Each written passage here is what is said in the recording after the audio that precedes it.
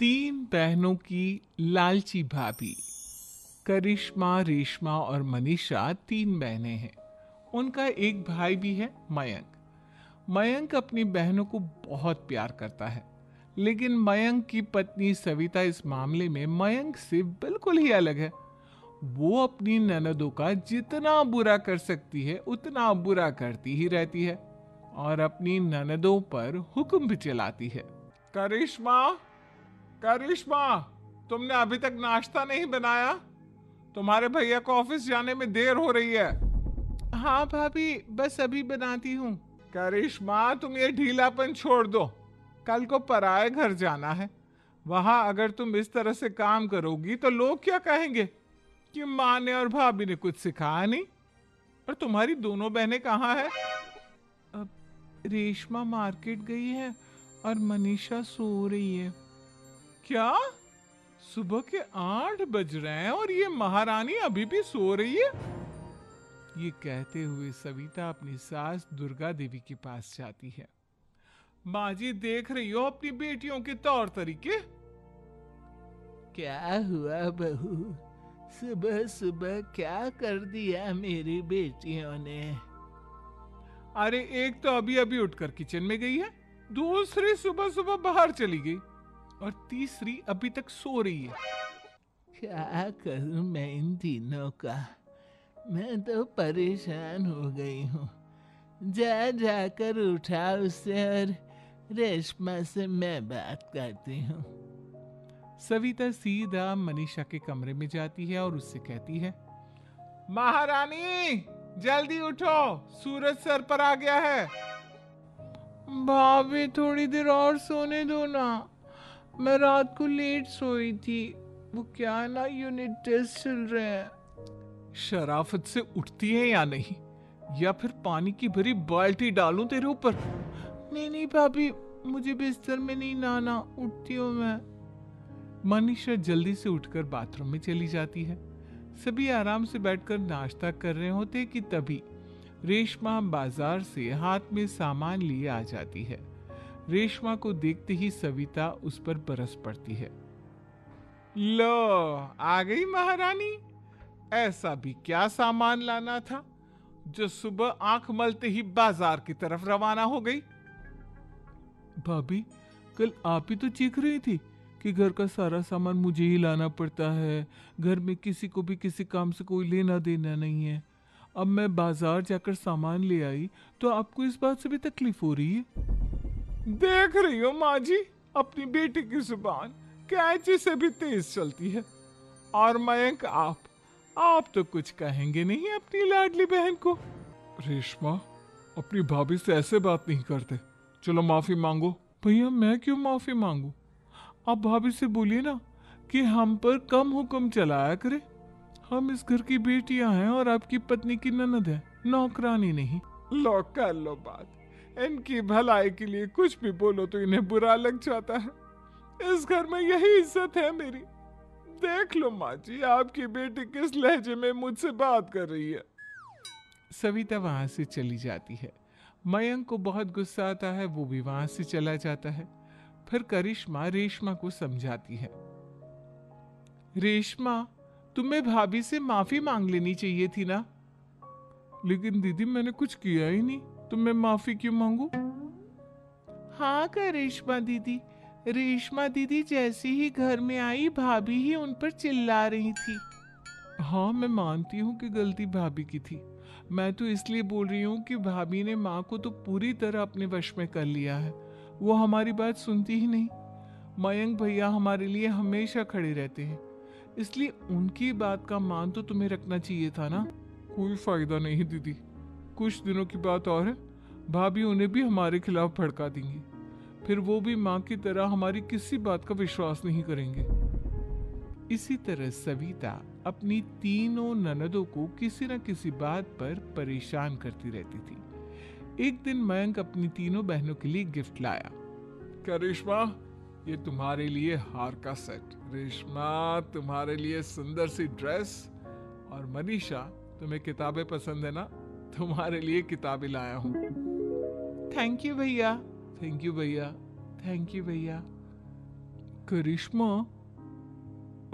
तुम्हारा नेकलेस कितना सुंदर है। ये भैया कहाँ से ले आए होंगे? मैंने भैया को 3 दिन पहले फोन पर ये डिजाइन दिखाया था और आज भैया ये ले आए। सविता तो अपनी ननदों के गिफ्ट्स देखकर जल गई और करिश्मा का नेकलेस तो उसे भी बहुत पसंद आया था। अपनी बहनों के लिए कितना अच्छा नेकलेस लेकर आए हैं। मुझे कभी कोई गिफ्ट नहीं दिया। मैं आज ही ये हार चुरा लूंगी। रात में सविता करिश्मा का हार चुरा लेती है और इसी तरह उसे अपनी ननदों की जो भी चीज अच्छी लगती वो उसे मांगती नहीं बल्कि रात के अंधेरे में चुरा लेती। इसी तरह दिन बीतते गए और सविता ने मयंक के दिल में भी उसकी बहनों के लिए नफरत पैदा कर दी। एक दिन मयंक ने करिश्मा और रेशमा के लिए रिश्ता देखा और ये बात उसने घर में सबको बताई। माँ, करिश्मा और रेशमा के लिए बहुत अच्छा रिश्ता आया है। वो लोग कल इन्हें देखने आ रहे हैं। आप और सविता मिलकर सारी तैयारी कर लेना। ये सुनकर करिश्मा और रेशमा खुश हो जाती हैं, लेकिन सविता सोचती है अगर इन दोनों बहनों की शादी हो गई तो घर और बाहर का काम कौन करेगा? मनीषा तो 1 नंबर की कामचोर है, उससे तो किसी बात की उम्मीद लगाना ही बेकार है। मुझे इस शादी को रोकना होगा। अगले दिन सभी लड़के वालों के स्वागत की तैयारी करने में लगे होते हैं। तभी मयंक अपनी बहनों से आकर कहता है, तैयार हो गई तुम दोनों? देखो, दोनों लड़के बहुत अच्छे हैं। मैं कोई कसर नहीं छोड़ना चाहता, इसलिए तुम उनके सामने अच्छे से बिहेव करना और अपनी भाभी से लड़ने मत लग जाना। करिश्मा, तुम वो नेकलेस पहन लो ना जो मैं तुम्हारे लिए लाया था। भैया, मैं बहुत देर से वो नेकलेस ढूंढ रही हूँ लेकिन मुझे मिल ही नहीं रहा। क्या तुमने नेकलेस खो दिया? तुम्हें पता भी है वो कितना महंगा था। तुम कोई काम ढंग से नहीं कर सकती। मयंक गुस्से में वहां से चला जाता है। थोड़ी देर बाद लड़के वाले भी आ जाते हैं। वो दोनों बहनों को पसंद कर लेते हैं और रिश्ता पक्का हो जाता है। लेकिन सविता के दिमाग में तो कुछ और ही खिचड़ी पक रही थी। वो पंडित जी के पास करिश्मा की कुंडली लेकर जाती है और उन्हें पैसे देकर करिश्मा की कुंडली बदलवा देती है। जब लड़के वालों के पास करिश्मा की कुंडली जाती है तो वो दुर्गा को फोन करते हैं। बहन जी, हमने करिश्मा की कुंडली अपने पंडित जी को दिखाई थी। आपकी बेटी की कुंडली नहीं बल्कि दोषों का पिटारा है। देखिए, मैं और मेरे पति इन सब बातों में बहुत विश्वास करते हैं, इसलिए हम आपकी बेटी से अपने बेटे की शादी नहीं करा सकते।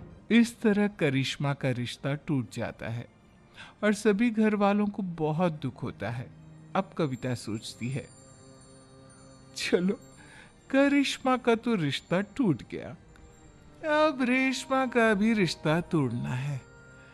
क्या करूं? अब सविता आवाज बदलकर किसी अननोन नंबर से रेशमा के होने वाले ससुराल में फोन करती है। हेलो, मैं कौन हूँ कौन नहीं ये आपके लिए जानना जरूरी नहीं।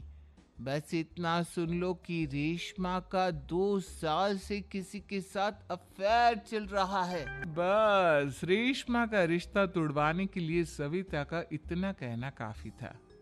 अब रेशमा का भी रिश्ता टूट गया। मयंक और दुर्गा देवी ने रेशमा को खूब खरी खोटी सुनाई और उससे बार बार उस लड़के के बारे में पूछने लगी। आप दोनों मुझे क्यों परेशान कर रहे हो? अरे कोई लड़का होगा मेरी लाइफ में तो मैं बताऊंगी ना। जब कोई है ही नहीं तो कहां से लाऊं मैं कोई लड़का?